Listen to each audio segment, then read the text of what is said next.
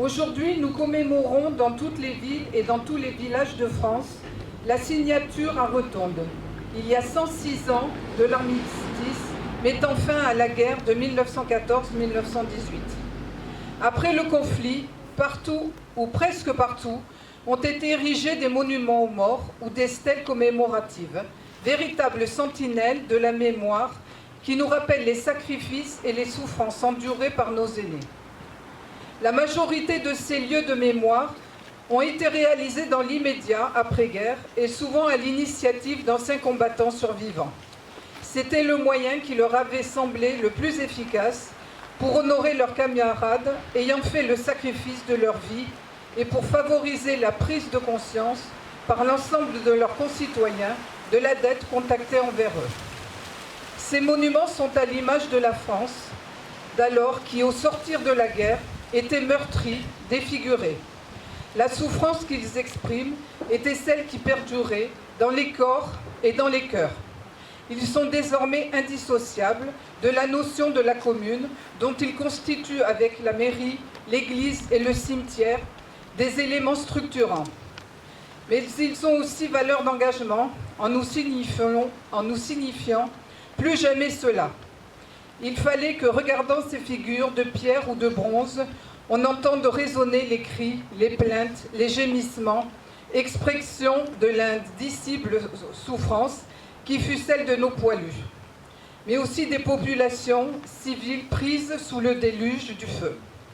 Pourtant, malgré le traité de paix signé un an plus tard à Versailles, cette guerre qualifiée de grande, alors que rien de ce qui est porteur de haine et de division ne peut être grand, ne fut pas la dernière comme tous l'avaient espéré. C'est la raison pour laquelle l'Union française des associations de combattants et de victimes de guerre, UFAC, appuie son action sur un motif fondamental qui est de s'opposer à tout règlement de conflit par la guerre, mais de l'obtenir par la négociation.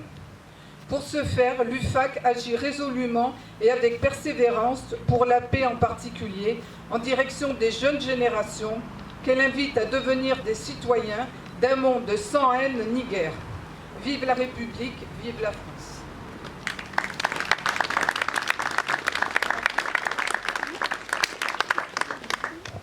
Message de M. Sébastien Lecornu, ministre des Armées et des Anciens Combattants, et de M. Jean-Louis Thierriot, ministre délégué auprès du ministre des Armées et des Anciens Combattants. 106e anniversaire de l'armistice du 11 novembre 1918. C'était il y a 106 ans, en 1918. À la 11e heure du 11e jour du 11e mois, de la boue des Flandres à la frontière suisse, les clairons égrènent les notes du cessez-le-feu.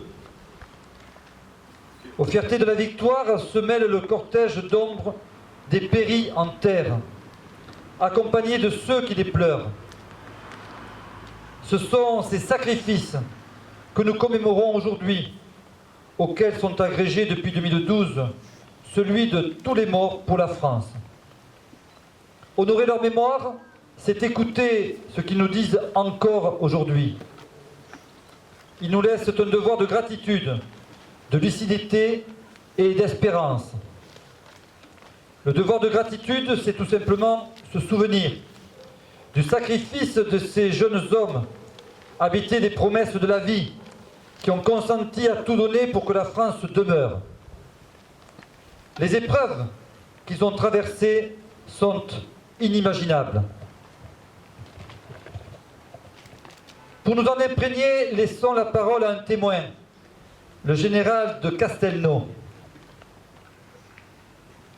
Leur vie, c'était marcher, marcher encore, marcher quand même à demi-mort de fatigue, trempé jusqu'aux os, transi de froid ou bien épuisé de chaleur et de soif dans l'air embrasé d'une journée torride. Gravir la pente du terrain sous le lourd fardeau du sac, charger baïonnette au canon dans le sifflement des balles, le crépitement des mitrailleuses et le mugissement des obus. Combattre le jour, combattre la nuit, veiller toujours, mourir obscurément dans le sillon d'un labour. Le devoir de lucidité, c'est de ne pas oublier que 21 ans après que les canons se fussent tus, il a fallu reprendre les armes en 1939. La conjonction de la lâcheté et de l'aveuglement ont transformé la DER des DER en armistice de 20 ans, pour reprendre les mots du maréchal Foch. À l'heure où la tragédie de la guerre a fait son grand retour en Europe, à l'heure où certaines puissances remettent en cause tous les fondements de l'ordre et du droit international, ceux de 14 et ceux de toutes les guerres, nous murmurent de continuer à défendre la paix. Le devoir d'espérance, c'est de ne jamais douter des ressources de la France pour venir à bout des défis qui se présentent à elle. La guerre change de visage, mais de génération en génération, les soldats de France demeurent animés de la même volonté de défendre l'honneur et la patrie. En cette année du 80e anniversaire de la Libération, souvenons-nous des soldats du commando Kieffer qui ont foulé les plages de Normandie le 6 juin 1944. Souvenons-nous des soldats de la première armée de Lattre qui ont débarqué en Provence, de ceux de la 2e division blindée du général Leclerc qui, depuis le désert, à Koufra, sont remontés jusqu'à Strasbourg pour la libérer et accomplir leur serment. Souvenons-nous des héros de la résistance intérieure, mais aussi du calvaire des incorporés de force d'Alsace-Moselle. Souvenons-nous du courage des parachutistes de Dien Bien Phu, de celui des soldats qui se battent en opération extérieure, et notamment ceux du Liban, qui y défendent la paix depuis 1978. Comment ne pas voir que ces combattants ressemblent comme des frères aux poilus de 1914?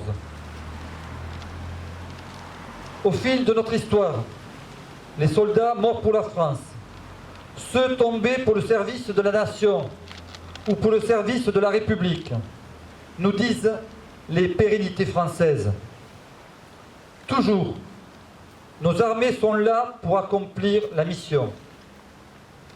C'est pourquoi, réunis au pied du monument aux morts, élus, anciens combattants de toutes les générations du feu, enfants des écoles, nous ne sommes pas seulement la garde des morts, nous sommes d'abord les sentinelles des vivants. Vive la République et vive la France!